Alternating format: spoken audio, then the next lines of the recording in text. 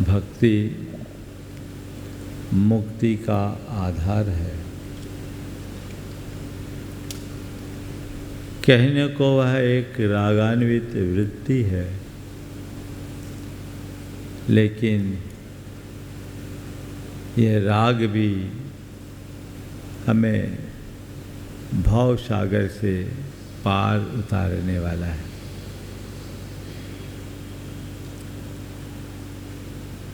गुरुदेव ने एक जगह बहुत अच्छी बात लिखी कि संत जनों का राग भी हमें भव सागर से पार उतारता है। गर्म पानी में भी आग को बुझाने की क्षमता होती। भले यह पानी गर्म है, पर गर्म पानी अगर आग में डाले तो आग बुझ सकती। अपने अंतरंग में इस बात को अवधारित करते हुए हमें भक्ति के मार्ग में आगे बढ़ने का प्रयत्न करना चाहिए। भक्ति दो प्रकार की है, एक क्रियात्मक भक्ति और दूसरी भावात्मक भक्ति। क्रियात्मक भक्ति बाहरी भक्ति है और भावात्मक भक्ति आंतरिक या असली भक्ति है। मेरी क्रिया की भक्ति तो सबको दिख जाती है, अंतर की भक्ति का आभास तो केवल खुद को होता है। अंतर की भक्ति यानी अनुराग की प्रगाढ़ता। जितनी अधिक प्रगाढ़ता होगी, भक्ति उतनी अधिक बढ़ेगी। एक ऐसा आकर्षण जो पूरी तरह से अपनी ओर खींच ले, और न केवल खींचे अपितु पूरी तरह उसका ही बना दे। जिस दिन ये परिणति हो जाए, उस दिन जीवन का कायाकल्प हो जाए। अपने अंतरंग में ऐसी ही भावधारा को बढ़ाने का सत प्रयत्न होना चाहिए। अरहत भक्ति और आचार्य भक्ति की चर्चा विगत दिनों हुई। शेष दो भक्तियां हैं, बहुश्रुत भक्ति और प्रवचन भक्ति। बहुश्रुत अर्थात जो विशिष्ट ज्ञानी मुनिराज है, ऐसे देखा जाए तो श्रुत के पारंगत तो श्रुत केवली भगवान होते हैं, पर वर्तमान में उनका हमें सानिध्य नहीं। तो कौन? जो उपाध्याय हैं। उपाध्याय भी सब तरफ सुलभ नहीं, तो कौन? जो शास्त्रों के पारगामी हो, सिद्धांत के पूर्ण ज्ञाता हो, यदि वो भी सुलभ नहीं तो कौन? जिनके अंदर हमसे अधिक शास्त्रीय ज्ञान हो, वे सब बहुश्रुत की श्रेणी में आते हैं। बहुश्रुतत्व जो मेरे गुण से अधिक हैं, उन सबको बहुश्रुत मानना। अगर बहुश्रुत का अर्थ हम उपाध्याय या सिद्धांत के पारगामी को ही लेंगे तो चले जाएंगे। धवला में एक प्रसंग आया कि आज उपाध्याय की बात करें तो उपाध्याय के तो 25 मूल गुण हैं, 11 अंग और 14 पूर्व। तो फिर तो कोई उपाध्याय बचेंगे ही नहीं, है क्या? अरे नहीं है। तो क्या करे फिर? अरहंत सिद्ध की तरह उपाध्याय से भिन्न मान ले? बोले ऐसी गड़बड़ मत करना। बोले क्या? उपाध्याय कौन? जो वर्तमान में उपलब्ध शास्त्रों के ज्ञाता हों, वो उपाध्याय की श्रेणी में आते हैं। जो रय नत्तय जुत्तो नित्यम धम्मो देश ने निर्दो, सो उझायो अप्पा जदिवर वश हो नमो तस्स। जो रत्नत्रय से युक्त होकर नित्य ही धर्मोपदेश में निरत है, वह आत्मा उपाध्याय है, उन्हें मेरा नमस्कार हो। बहुश्रुतत्व के साथ केवल ज्ञान नहीं, आचरण भी होना चाहिए। यहाँ बहुश्रुत भक्ति का तात्पर्य किसी पंडित के बहुमान की नहीं है। यहाँ बहुश्रुत भक्ति का आशय उस ज्ञानी मुनिराज की भक्ति और वंदना से है, जो निरंतर रत्नत्रय का आराधन करते हुए औरों को रत्नत्रय के उपदेश देते हैं, रत्नत्रय का उपदेश देते हैं, रत्नत्रय में आगे बढ़ने का पाठ पढ़ाते हैं उनसे। और एक बात विशेष है, सच्चे अर्थों में उपदेश देने का अधिकारी वही है जो खुद उसका अनुपालन करता हो। धौला में एक जगह प्रसंग आया, देवों के पास इतना ज्ञान है, वो उपदेशक क्यों नहीं? तो वहां उत्तर दिया, देवेशु तीरण ओयेस अहियारा भावातु। देवों को रत्नत्रय के उपदेश देने के अधिकार का अभाव है। देव रत्नत्रय का उपदेश नहीं दे सकते। बोले क्यों? तत्थ चरित्राभाव, वहाँ चरित्र का अभाव है, वो सब सुखिया जीव हैं, वहाँ त्याग संयम नहीं है। संयम लेशः अपि तत्र न संभवति, संयम का लेश भी उनके पास नहीं। तो जिसके पास खुद संयम नहीं, वो दूसरों को संयम का पाठ क्या पढ़ा पाएगा? जो खुद चरित्र को अंगीकार नहीं किया, वो दूसरे को चारित्र के मार्ग पर आगे कैसे बढ़ा पाएगा? इसलिए देवों को रत्नत्रय के उपदेश के अधिकार से वंचित बताया। तो वो मुनि जो न केवल ज्ञान के अधिकारी हैं, अपितु ज्ञान के साथ साथ आचरण भी करते हैं, वे बहुश्रुत हैं, जो सबके वंदना, भक्ति, आराधना, उपासना के सुपात्र हैं। बहुश्रुत कौन, ये तो जान लिए। बहुश्रुत की भक्ति क्यों करना? ध्यान रखना, ज्ञानी के बहुमान के बिना ज्ञान का बहुमान नहीं होता, और ज्ञान के बहुमान के अभाव में ज्ञान की उपलब्धि नहीं होती। आपको किसी से ज्ञान चाहिए तो उसका बहुमान करना होगा। बिना बहुमान के, बिना विनय भक्ति के ज्ञान का उपार्जन असंभव है। और हम जिनकी भक्ति कर रहे हैं, उनका हम पर उपकार कितना है।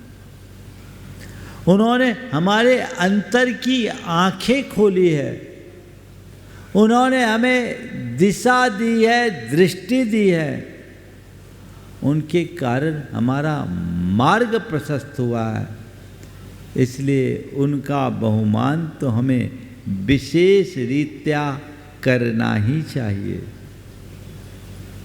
ज्ञान चाहिए तो ज्ञानी का बहुमान कीजिए। विनय और बहुमान से ज्ञान की वृद्धि होती है।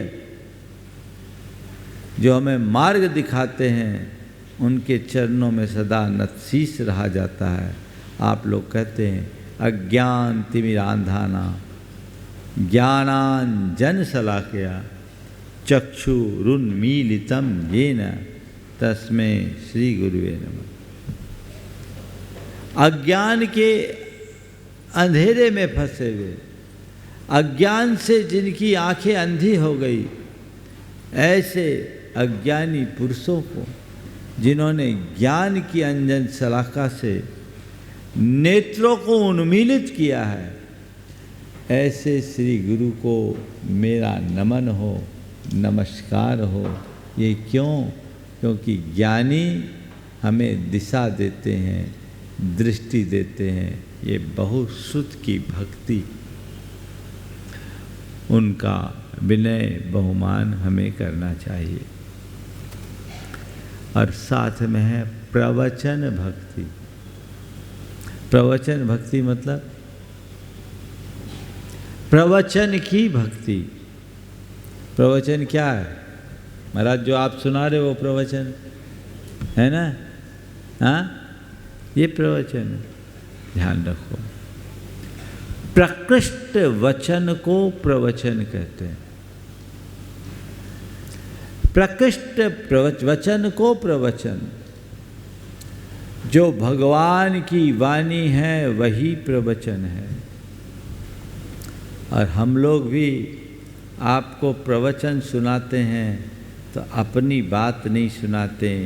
जो बात हमने भगवान की वाणी में पढ़ा है और उस वाणी के आधार पर गुरु के मुख से सुना है, उसे ही आप तक पहुंचाते हैं, इसलिए प्रवचन कहलाता है। वो बात वहाँ से आई, उसे हमने आप तक पहुँचाया, इसलिए प्रवचन है। ये प्रवचन, इस प्रवचन के प्रति भक्ति होनी चाहिए। आजकल प्रवचन भक्ति का अर्थ बहुत उथला हो गया है। प्रवचन भक्ति का अर्थ यानी शास्त्र की भक्ति।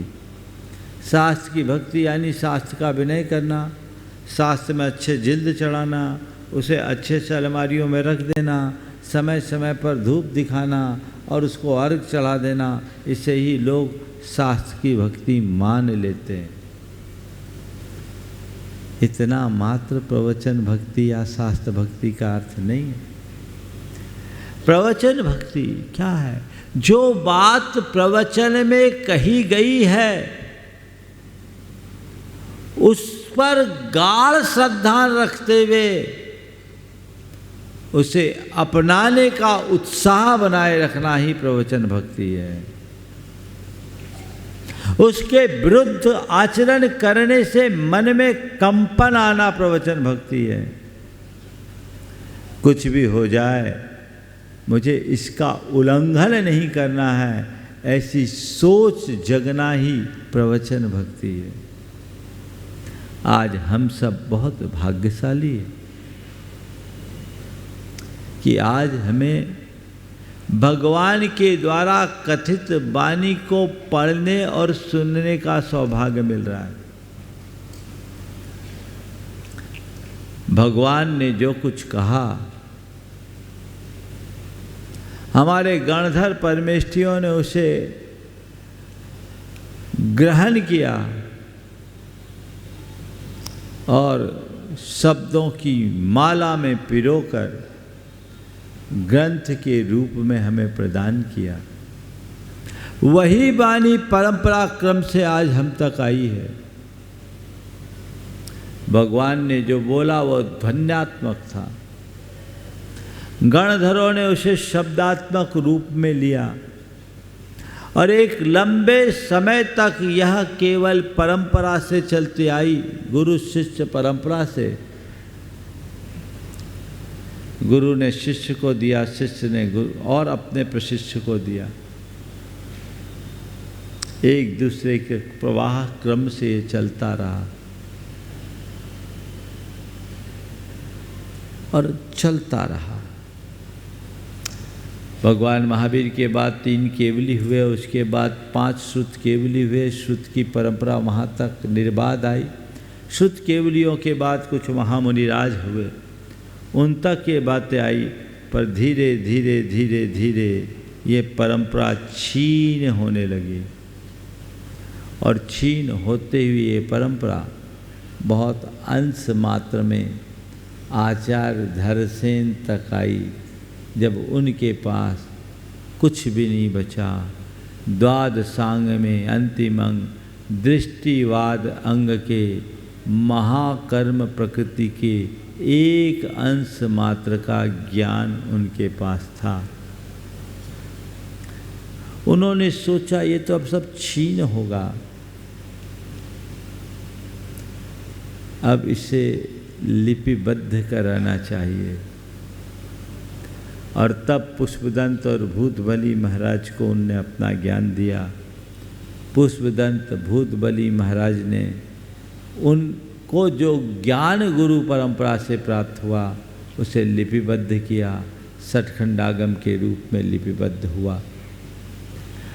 उसी समय गुणधर आचार्य ने कसाय प्राभित नामक ग्रंथ को रचा और लगभग उसी समय आचार्य कुंद जैसे महान आचार्य ने समय सार आदि ग्रंथों को लिपिबद्ध किया।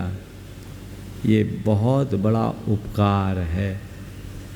उससे पहले केवल सॉफ्ट कॉपी थी, हार्ड कॉपी नहीं थी, और उसमें वायरस लगते लगते लगते लगते चीज़ें डैमेज हो रही थी। द्वादशांग का ये महासागर छीन होते होते बहुत थोड़े में रह गया। महान उपकार है कि उनने उस सॉफ्ट कॉपी को हार्ड कॉपी में बदल दिया और आज हमें ये ग्रंथ सुलभ है। ये ग्रंथ सुलभ है। उसके बाद भी हमारे बहुत सारे ग्रंथ नष्ट भ्रष्ट हुए, जला दिया गया, होली जलाई गई। फिर भी हमारा सौभाग्य है कि आज हमारे पास बहुत कुछ है। इतना है जिससे हम अपनी आत्मा का कल्याण कर सकते हैं।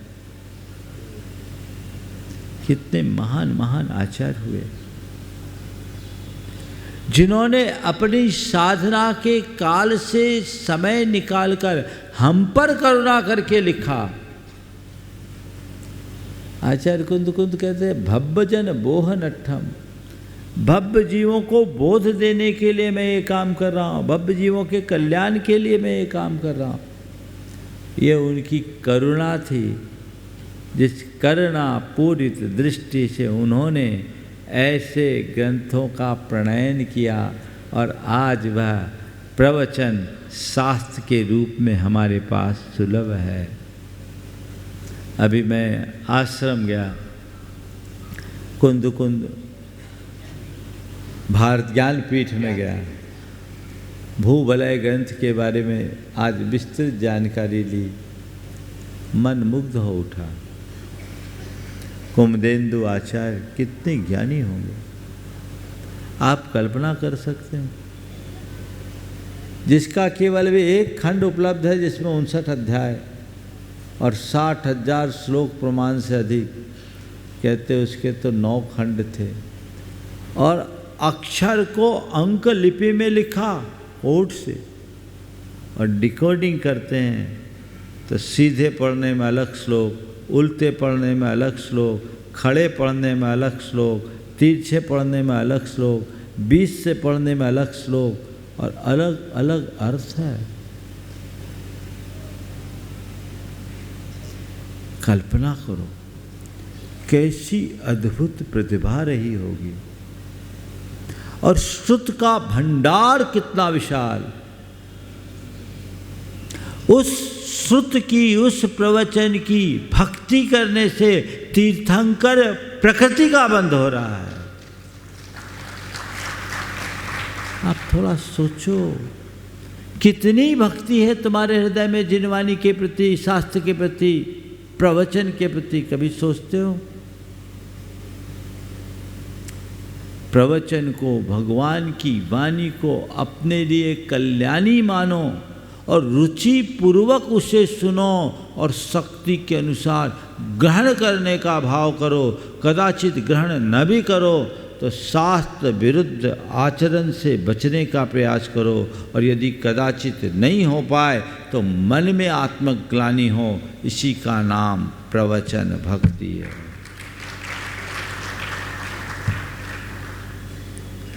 जो बातें शास्त्र में निषिद्ध है वो काम मुझे नहीं करना, यही प्रवचन भक्ति है। ऐसी भक्ति का भाव अंतरंग में उद्भावित होना चाहिए, जागृत होना चाहिए, प्रकट होना चाहिए। ऊपर ऊपर की बातें तो सब कर लेते हैं, गहराई में उतरने का भाव बिरले किसी के मन में होता है। अपने अंदर वो गहराई जगाना चाहिए। बहुत थोड़ा बचा है, बाकी तो सब चला गया, लेकिन जो बचा है वो भी अगर हमने ठीक तरीके से संभाल लिया तो हमारा बहुत बड़ा कल्याण हो सकता है, लाभ हो सकता है। तो शास्त्र को पढ़िए, जिनवानी की विनय कीजिए, प्रवचन की विनय कीजिए। आप लोग प्रवचन सुनते हो, लेकिन प्रवचन की विनय और भक्ति कितनी, बस फॉर्मेलिटी बना दिया आपने। ये एक औपचारिक क्रिया मात्र हो गई। कायदे से मंगलाचरण से पूर्व आना चाहिए। मंगलाचरण भी छोड़ो, जिनके मुख से आप सुनना चाहते हैं उनके पहुंचने से पहले आपको आना चाहिए, और जिनवानी स्तुति के बाद अपना स्थान छोड़ना चाहिए। ये प्रवचन भक्ति है। तुम लोग प्रवचन सुनने आते हो, किस लिए आते हो? कभी सोचा? मैं गुरु मुख से अपने कल्याण की वाणी सुनने आया, यही सुनने आते हैं ना। मैं तो कहता हूं आप लोग प्रवचन सुनना बंद कर दीजिए। प्रवचन सुनने से आपका कल्याण नहीं होने वाला। महाराज क्या बोल रहे हैं? बिल्कुल सही बोल रहा हूँ, दोहरा रहा हूँ। प्रवचन सुनने से आपका कल्याण नहीं होने वाला, क्योंकि आपके नज़र में प्रवचन एक कार्यक्रम है। आप प्रवचन सुनते नहीं, अटेंड करते हो। क्या करते हो? अटेंड करते हो। प्रवचन एक कार्यक्रम बना दिया आपने, और जब तक प्रवचन एक कार्यक्रम के रूप में देखोगे तो तुम तो कार्यक्रम को तो कार्यक्रम है, प्रोग्राम तो प्रोग्राम है, अटेंड करोगे, उसमें शामिल होगे, उसमें शरीक होगे, और वो 1 घंटे की क्रिया मात्र बन के रह जाएगी, और उसके बाद उठोगे और चले जाओगे। आज महाराज ने बहुत अच्छा प्रवचन दिया, अरे आज तो ज़बरदस्त प्रवचन दिया, मज़ा आ गया, महाराज ने बहुत बढ़िया प्रवचन दिया। अरे क्या बोला? ये तो महाराज जाने, ये तो महाराज जाने। क्यों? हमारा काम था अटेंड करना, हमने अटेंड कर लिया नहीं। इसलिए मैं आपसे कहता हूँ, आप सब लोग प्रवचन सुनना बंद कर दीजिए। जो प्रवचन सुनेंगे उनका कल्याण नहीं होगा। तो महाराज आप सुना क्यों रहे हैं? हम प्रवचन थोड़ी दे रहे हैं, हम प्रवचन नहीं दे रहे। आप प्रवचन को प्रवचन के रूप में लीजिए ही मत, इसे मेरे गुरु के द्वारा मेरे लिए दिया जाने वाला मार्गदर्शन मान करके सुनिए, सीधे जेहन में उतरेगा। प्रवचन सामूहिक दिखता है, मार्गदर्शन इंडिविजुअल होता है। महाराज अब तो हम मार्गदर्शन ही लेने आएंगे, आप रोज़ टाइम दे दिया करो, तो मुझे फिर किसी से मार्गदर्शन लेने की ज़रूरत पड़ेगी, और हो सकता है किसी ऐसी की शरण में आया ना पड़े जो मेरा दिमागी संतुलन ठीक कर पाए। अगर एक एक को अलग अलग से मार्गदर्शन देने लगूँ तो कैसे संभव है? तो वो व्यवस्था तो संभव नहीं। लेकिन सामूहिक बात को भी व्यक्तिगत मानना ही तुम्हारी भक्ति है।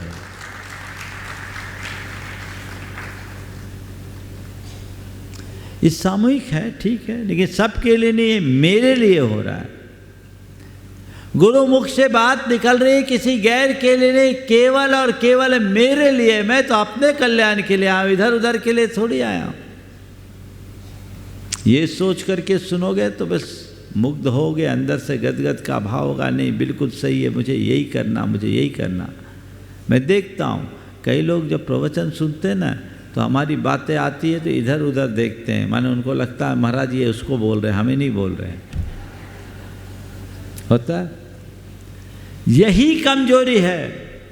इस कमजोरी से बाहर निकलिए। प्रवचन भक्ति की महिमा अद्भुत। एक आचार्य ने बड़ी गहरी बात लिखी, सोमदेव सूरी ने, क्या पद्मनंदी पंचविंशति का, हाँ, उन्होंने लिखा कि तत्प्रति प्रीति चित्तेन येन वार्ताप हि श्रुता निश्चितम स भवेद भव्य भावी निर्वाण भागिन। जो भगवान की वाणी को प्रीति चित्त से, प्रेम पूर्वक, उमंग से भरकर सुनता है, वह व्यक्ति भावी निर्वाण का भागी निश्चित रूप से भव्य होता है। तत्व के प्रति प्रीति तुम्हारी भव्यता की पहचान बन सकती है। एक शब्द भी न छूटे, कहीं देर ना हो, पर अपनी रुचि को देखो। कभी कोई मूवी देखना हो तो 5-10 मिनट पहले पहुंच जाओगे कि 1 सेकेंड का भी छूटना नहीं चाहिए। प्रवचन तो महाराज ने कहा था एक दिन कि एक वाक्य भी सुन लोगे तो तुम्हारा कल्याण हो जाएगा, आखिरी का सुन, हाँ है ना, आखिरी का सुन लेंगे तो भी काम हो जाएगा। कैसे काम होगा? रुचि होनी चाहिए, तब आपका भाव जगेगा। अंतस में ऐसी रुचि ही भक्ति को बढ़ाएगी, भक्ति को जगाएगी, और उसमें ही अपना उत्थान होगा। रुचि जगाइए। आप सड़क पर चलते हो, जगह जगह साइन बोर्ड लगे होते हैं, उसमें अनेक प्रकार के संकेत लिखे होते हैं, अंकित होते हैं। आप जब अपनी गाड़ी चलाते हो तो उसको पूरी तरह फॉलो करते हो कि नहीं करते? हाँ, फॉलो करते हैं। क्यों करते हो? महाराज फॉलो करना जरूरी है। इसमें जो संकेत है बिल्कुल सही संकेत है। ये बता रहा है कहाँ अप है, कहाँ डाउन है, कहाँ यू टर्न है, कहाँ एन टर्न है, कहाँ एस टर्न है, कहाँ स्पीड ब्रेकर है। ये हमें फॉलो करना जरूरी है। यदि इसको फॉलो नहीं करेंगे तो दुर्घटना होगी, है ना। तो आप लोग बहुत समझदार हो। जितने भी साइन बोर्ड है, जितने भी मार्ग सूचक पट हैं, आप उनका पूरी तरह से अनुकरण करते हो, उसमें कोई कोर कसर नहीं छोड़ते। मैं आपसे कहता हूँ, हमारी जिनवानी भी जो है ना, वो कुछ नहीं है। ये मोक्ष मार्ग पर चलने वाले पथिकों को वह दिशा पट्टिका है, वो मार्ग सूचक पट है जो हमें बताती है कि तुम कहाँ जा रहे हो, तुम्हें कहाँ जाना चाहिए, कितना चल चुके हो, कितना और चलना है, आगे का रास्ता कैसा है, तुम्हें कहाँ मुड़ना है, कहाँ रुकना है, कहाँ तुम्हें रास्ता बदलना है। ये सब कौन बताते? जिनवानी। ध्यान रखना, रास्ते पर चलते हुए यदि आप चूक जाओ, दुर्घटना भी घटे तो ज़्यादा होगा तो केवल एक जीवन की क्षति होगी, पर मोक्ष मार्ग में भ्रष्ट होने वाले भाव भाव में नुकसान पाते हैं, क्षति पहुंचती। तो ऐसे भाव उद्धारक मार्ग को हमें कभी छोड़ना नहीं, उसका अनुकरण करना और प्रवचन के प्रति भक्ति का भाव अपने अंतरंग में रखना, शास्त्र कथित बातों को अच्छे से समझना और समझकर उसे स्वीकार करना। एक बात इस संदर्भ में और कहूँगा, शास्त्र भक्ति के प्रति आज एक सावधानी और जरूरी है। प्राय हम लोगों के मन में जिनवानी के प्रति श्रद्धा होती है और जिनवानी की बात को प्रमाण मानते हैं और उसे अपनाना पूरी तरह चाहते हैं। लेकिन मैं एक विशेष बात की तरफ आप सबका ध्यान आकृष्ट करना चाहता हूँ कि हमें जिनवानी का पूर्ण बहुमान करना है, लेकिन एक सावधानी भी रखनी है कि आज के इस दौर में बहुत सारी ऐसी बातें जिनवानी में मिश्रित हो गई जिसका जिनवानी से कोई संबंध नहीं था। एक इतिहास की बात आप सबको बताना चाहता हूँ। ये जानकारी आप सबके अंदर होनी चाहिए ताकि आप अपना मार्ग स्पष्ट कर सकें और किसी तरह के भ्रम जाल में फंसने से बच सकें। वो क्या है? भगवान महावीर के निर्वाण के उपरांत संघ भेद हुआ और हमारे मूल संघ के 4 मुख्य संघ हुए, देव संघ, सिंह संघ, नंदी संघ और देव संघ, सिंह संघ, नंदी संघ और सेन संघ। सिंह देव मूल संघ के भेद हुए। कालांतर में अपने संघ में कुछ ऐसे संघ हुए जिन्हें जैनाभाषी की संज्ञा दी गई। वे द्रविड़ संघ, यापनी संघ, माथुर संघ और काष्ठा संघ, ऐसे अन्य भी अनेक उपसंघ हुए जो इतिहास में लिखे हुए। इन संघों में अनेक बड़े बड़े मुनि हुए, आचार्य हुए जो संस्कृत, प्राकृत और सिद्धांत के पारगामी हुए। उनके द्वारा निबद्ध ग्रंथ आज भी सुलभ है, लेकिन इनकी कुछ मान्यताएं ऐसी थी जो मूल संघ के मान्यताओं के विरुद्ध थी। इसलिए हमारे आचार्यों ने इन्हें जैनाभाषी कहा और ये लिखा कि इनके द्वारा रचित ग्रंथ प्रमाण नहीं है। और इंद्र नंदी आचार्य ने अपने नीति सार में तो ये तक लिख दिया कि इनके द्वारा प्रतिष्ठापित प्रतिमाएं भी पूज्य नहीं है। मूल संघ के महान आचार्य थे इंद्र नंदी, जिन्होंने श्रुतावतार भी लिखा। उन्होंने लिख दिया कि जैनाभाषियों के द्वारा रचित ग्रंथ प्रमाण नहीं, उनके द्वारा प्रतिष्ठापित मंदिर भी पूजनीय नहीं है और इनके साथ वंदना, नमोस्तु आदि का व्यवहार भी नहीं होता। मैं आप सबको ज़्यादा उलझाना नहीं चाहता, पर मैं ये कहता हूँ कि वर्तमान में हमारे पास जो भी ग्रंथ हैं वो सब प्रकार के आचार्यों के द्वारा रचित है। ये तो हमारे विद्वानों का हम पर बड़ा उपकार है कि उन्होंने सब ग्रंथों को अच्छे तरीके से संपादित किया, शोध खोज के साथ, और प्राय हर ग्रंथ के मूल इतिहास को खोल कर रख दिया कि ये आचार्य किस संघ के थे। इसी में कई मान्यताएं निकली और उस मान्यता भेद के कारण आज हमारे समाज में कई तरह की बातें आने लगी। मैं केवल एक उदाहरण दे रहा हूँ, समय हमारे पास कम है।